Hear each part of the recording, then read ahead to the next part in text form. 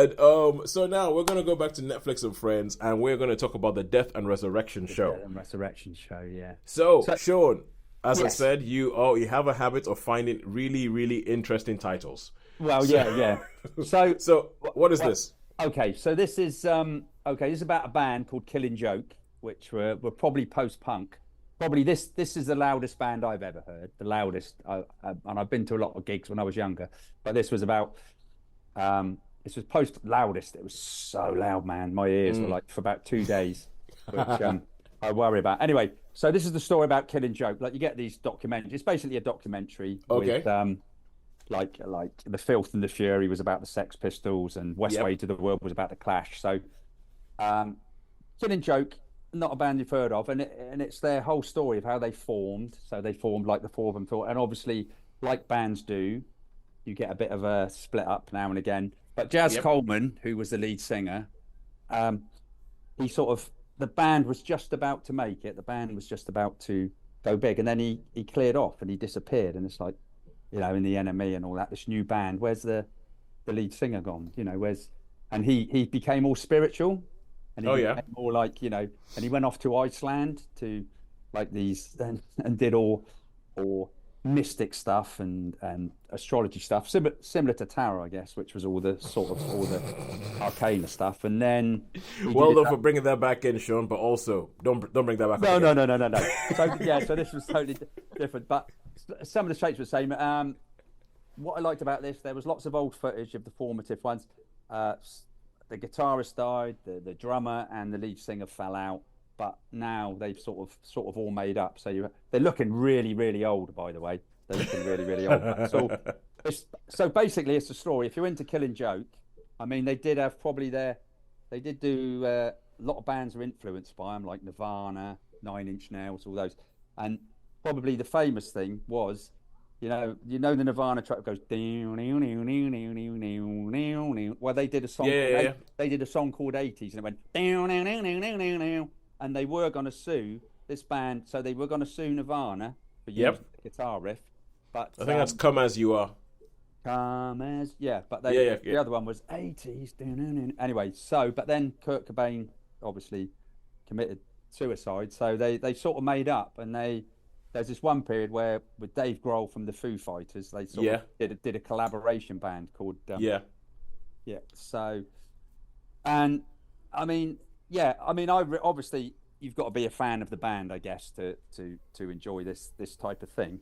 Um, I did go to a 25-year gathering once in Shepherd's Bush where they which they called the Gathering, which was Well, for the Killing Joke. for Killing Joke. Yeah. So I mean the hits there, they did have sort of a couple of top 10 hits that were going to make it. There's one called Love Like Blood. Oh, love like blood, oh, love like blood.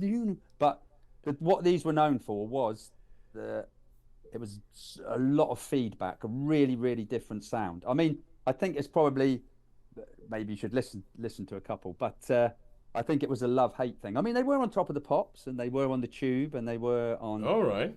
So I mean, they weren't like unknowns, should we say? They weren't like if you was about at that time, you would have been aware of them. It's just it Yeah, wasn't everybody's cup of tea, you know. It was, and as I say, they had all this feedback on the guitar, so it was like, real loud. But influences so many when you get a few bands talking, Dave Grohl and that, and said, yeah, these were amazing. These were Geordie could play the guitar like no one ever did that before. Put sort of all the feedback on.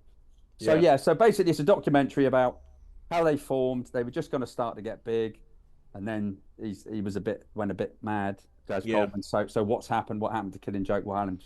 Then they came back, did an album, which obviously was a Nirvana thing, and then he went off again, and then he came back, and they did this collaboration with Dave Grohl and what have you, and that. So it is quite interesting from that point of view. But you probably would have to enjoy you'd have to know the band a little bit, I think. Well, So so kind of like because you know the band and you're a fan of the I band, know it's the already band, yeah, yeah, it's yeah, straight away you're like, yeah, I'm here, I'm here. yeah. I'm here, yeah, yeah. But So as I say, I think perhaps, if I'm honest, it was a little bit long. Do you know what I mean? There yep, was sort of as the time were going on, I was thinking, okay, okay, I've got the story. But because I'd watched so much of it, I had to see it to the conclusion. Um, but yeah, if you're into this band, you will love it with some of the old footage and some of the interviews that they have and that. You know, it's like, I guess if you're into a band, it's like the Beatles. Everybody loves the Beatles, or Yeah. as I say, when the Sex Pistols one, and there's recently been that one on BBC, isn't there, My Town or something, which is about the two-tone scene and stuff. So Yeah. So I'm waiting for one on maybe Stevie Wonder or something like that. I don't. Is there a film about Stevie Wonder? no, I don't think there is. I know that. Yeah. So I mean, even if not like a documentary, I mean, they did Ray, and they've recently done the Bob Marley one, haven't they? And they've done all these others. So I think the closest thing I've seen, well, the document, there was the Revolution Will Not Be Televised, which was right. yeah, which were, I know Stevie Wonder is in that, but that's more about what was described as the Black Woodstock in New York.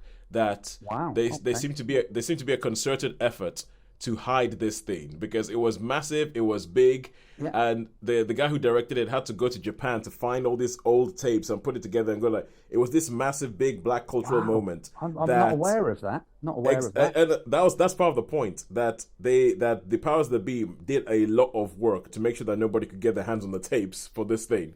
And he's managed to track it down, and he's like, yeah, look at this because anyway, this is no review of that. Okay, How many stars? sorry. How many stars did you give the Death and Resurrection show? I'll give this. If you're a fan, it's a 4. If you're not a fan but you're interested in that sort of genre, it's a 3. So I'll give it a 3. I'll give it a 3. Oh, you're sure? Because I was going to say you're a fan, so I was going to give it a 4. Go on then, give it a 4. Yeah, give it a 4. Yeah, okay.